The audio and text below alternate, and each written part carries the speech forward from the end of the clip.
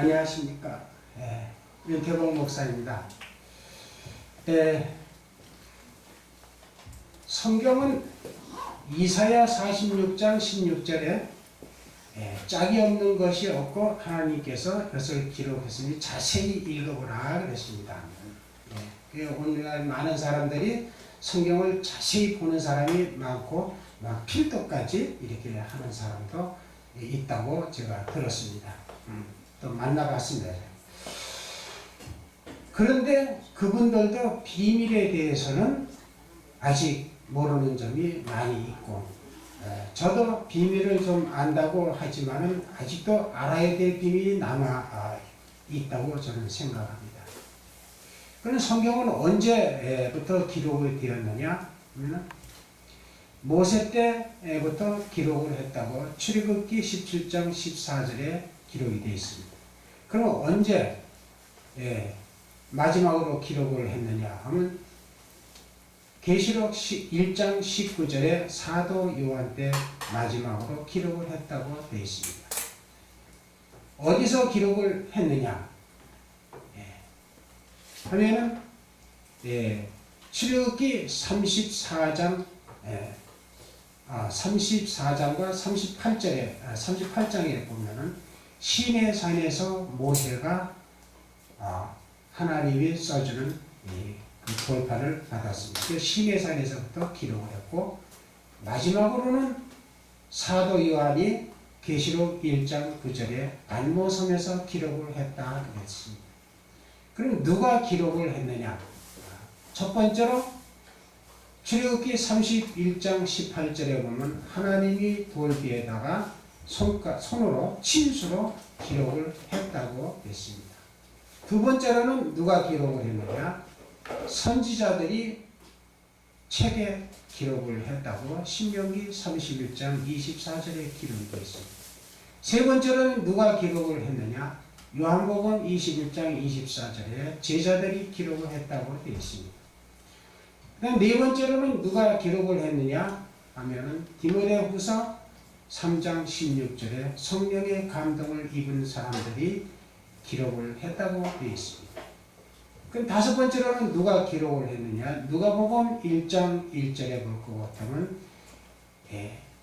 사실로 예언이 성취된 것을 보고 그 목격자들이 기록한 사람들이 많이 있다고 되어 있습니다. 이래서 성경이 기록이 돼서 오늘날까지 우리에게 전해 내려온 겁니다. 그럼 성경은 어떻게 기록을 되어 있느냐? 무엇을 기록을 했느냐? 성경이 문자적으로 기록을 했죠. 문자로. 또 문자 속에는 어떤 내용을 기록했느냐 하면 비유로 기록을 했다고 성경에 기록이 되어 있습니다. 비유로 기록했다는 말씀은 호세아서 12장 10절에 기록이 되어 있고, 마태복음 13장 34절에 예수님께서 비유가 아니면 말씀을 하시지 아니하셨다고 기록이 되어 있습니다. 세 번째로는 무엇을 어떻게 기록을 했느냐? 비밀로 기록이 되었다 그랬습니다. 그래서 예레미야 33장 3절에 보면 이 비밀을 너희가 알기 위해서 부르짖으라. 아모스 3장 7절에 보면 하나님께서는 그 비밀을 그 종 선지자들에게 알게 하시고 이를 행하신다고 이렇게 기록이 되어 있습니다. 그럼 이 비밀은 아무나 아느냐? 그렇지 않다고 성경은 기록했습니다. 마태복음 13장 11절에 보면 천국의 비밀을 아는 것이 너희들에게는 허락되었으나 저희들에게는 아니 되었다 그랬습니다. 그래서 오늘 비밀에 대해서 말씀을 하셨기 때문에 오늘 나오는데, 이 비밀은 우리가 알 수 있는 것은 제일 핵심적이며 거기에 비밀에는 무엇이 있습니까? 하나님이 하시고자 하는 뜻과 경륜이 있는 것입니다. 그래서 문자적으로 보는 것은 보통 그러죠. 수박, 겉, 핥기식으로 성경을 본다. 그래서 문자로 읽으면 다 보죠. 글자만 알면은 다 볼 수 있습니다. 그런데 비유로 말씀하신 거는 좀 깊이 생각지 않으면 그건 깨닫기가 어렵습니다. 그래서 비유는 무엇을 대한 비유인가 한 것을 자세히 귀담아 들어야만이 우리가 알 수가 있는 겁니다. 예를 들어 말하자면 두 사람이 어떤 사람을 흉을 보고 있었습니다. 흉을 보고 있는데 그 대화 중에 그 흉 보는 사람이 딱 들어왔어요. 그럴 때 계속 말을 할 수가 없죠. 그럴 때 어떻게 합니까? 말을 딱 중단하면 내숭 같구나 이럴 거 아닙니까? 그러니까 그때 어떻게 얘기하는 거는 그 있잖아 거시기 그래 하고서 이제 하니까 나중 들어온 사람은 자기 얘기를 하는 건지도 모르는 겁니다. 암호로다 이렇게 하니까. 이래서 우리는 그 비유로 예수님께서 비유로 말씀하신 것을 자세히 보지 않으면 그 속에 진리를 우리가 모르는 겁니다. 그럼 비밀은 뭐냐? 비밀은 적이 알아서는 안 되는 것. 이것은 철저하게 비밀을 지키는 거죠. 비밀을 알아서는 안 될 사람이 알게 되면은 방해를 하는 겁니다.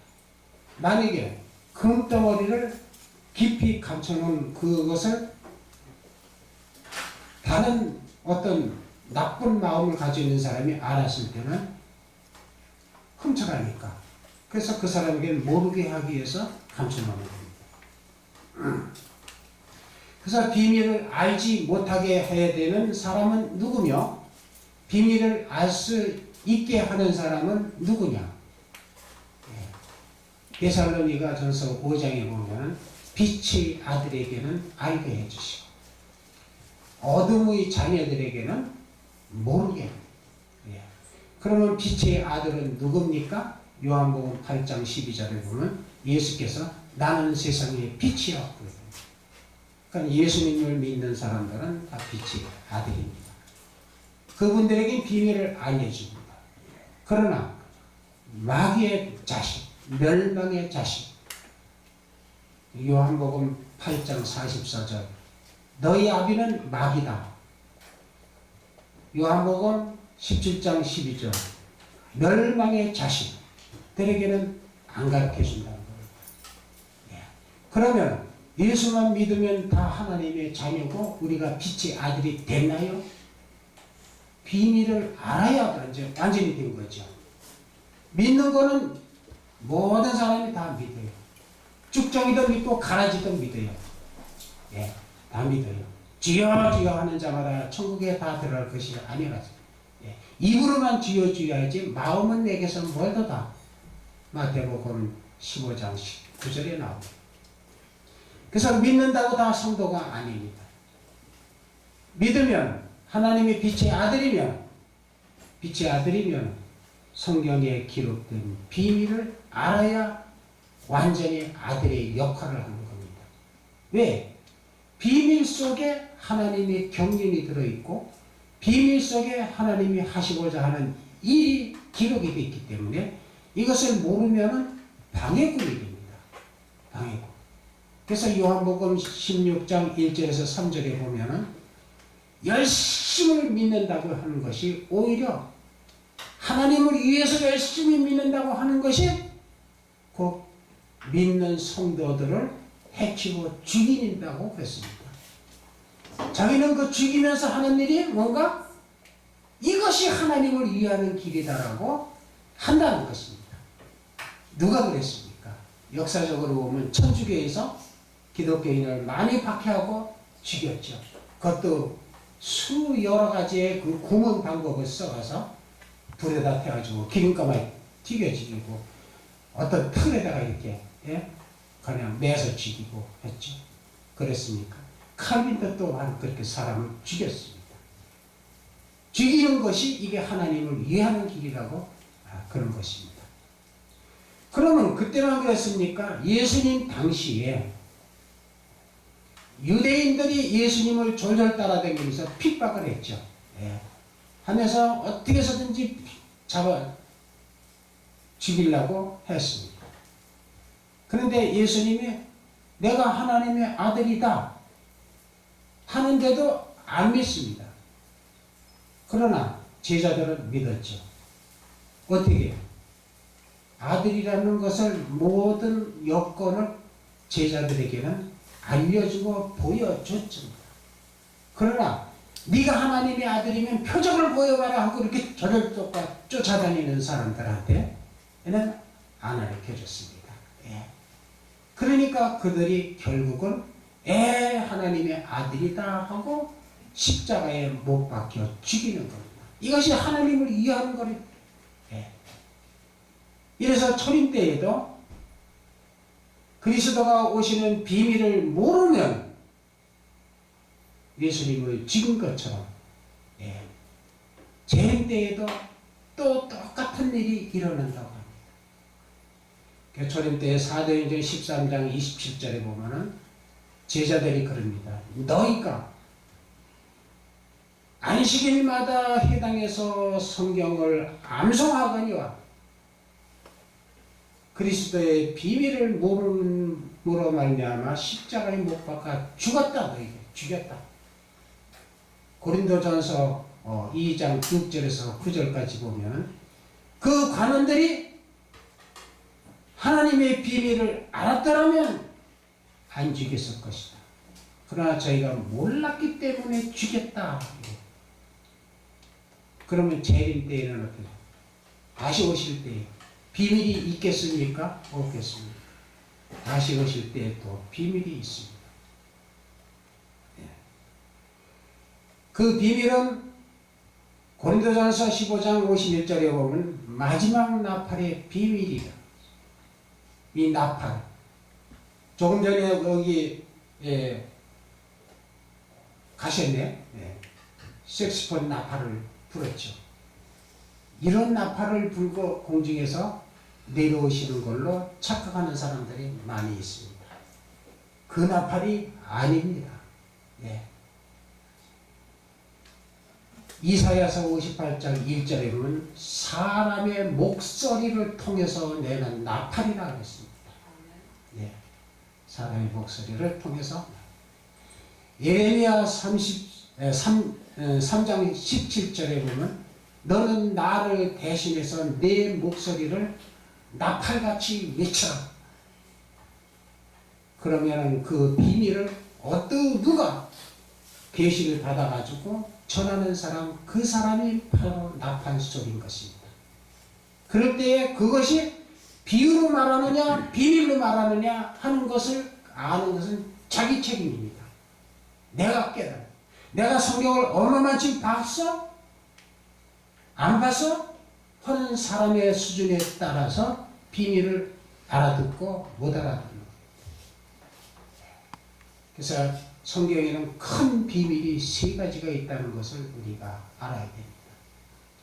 에베소 5장 32절에 보면 그리스도의 비밀이 크도다. 그리고 교회의 비밀이 크도다. 디모데서 3장 16절에 보면 경건의 비밀이 크도다. 그리스도의 비밀과 교회의 비밀을 알았으면 우리가 경건해야 된다는 것도 비밀이 이것이 크도다.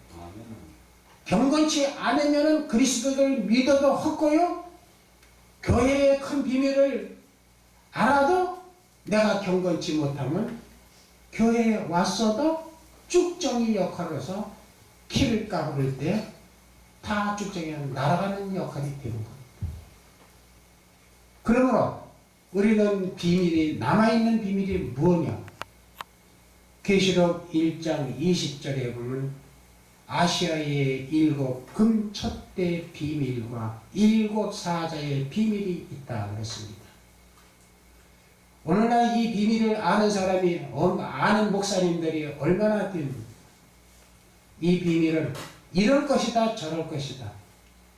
아시아의 7개, 터키에 있는 에베소 성모나 버가모 그 교회를 말하는 것다 이렇게 합니다. 그건 그때 당시죠. 계시록 1장 1절에 보면 장차 될 일이라 했습니다. 그러면 그 아시아의 7교회는 그 교회를 말한 게 그 교회를 때 가지고 장차 일어날 그와 비슷한 교회가 나타나는 것을 말한 겁니다.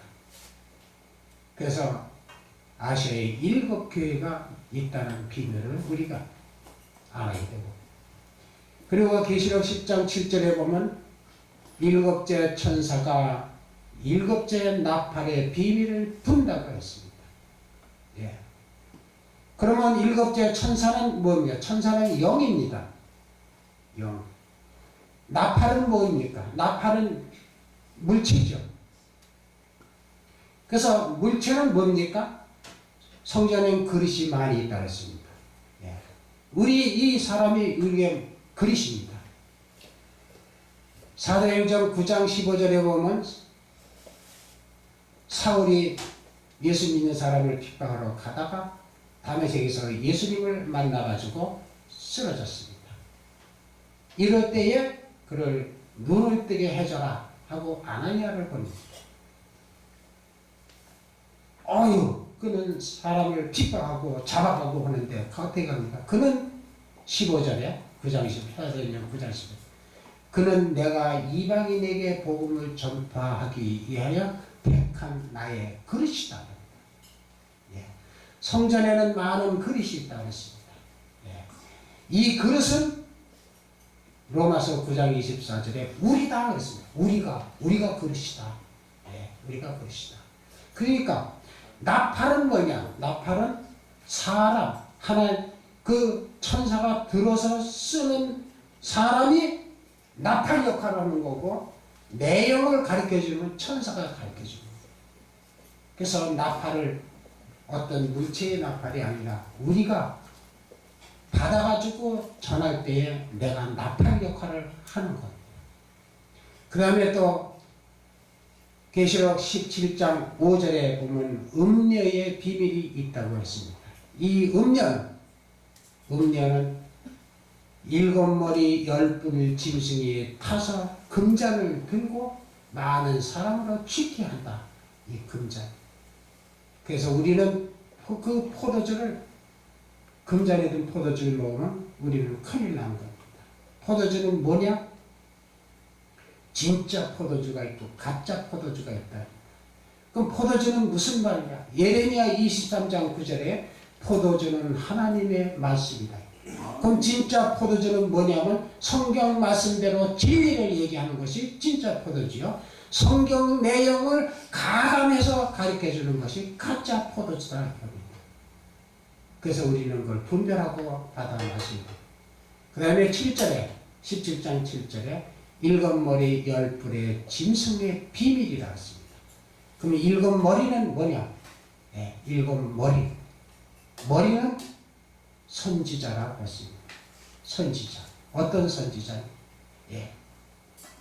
이사야 9장 15절에 보면 거짓 선지자의 머리. 뿔은 뭐냐? 권세를 가진 왕. 예. 왕. 이런 자들이 그 음녀 밑에서 행동을 한다는 겁니다. 그러면 우리는 과연 거짓 선지자가 누구고, 가짜 포도주를 먹이는 자들이 누구고, 그리고 그 권세를 가지고 행하는 자들이 누구냐 하는 것을 우리는 분별하고 올바르게 판단해서 따라가지 아니하면은 우리는 소경이 소경을 인도하면 둘 다 구덩이에 빠진다고 우리는 정신 차리지 않으면 안 됩니다.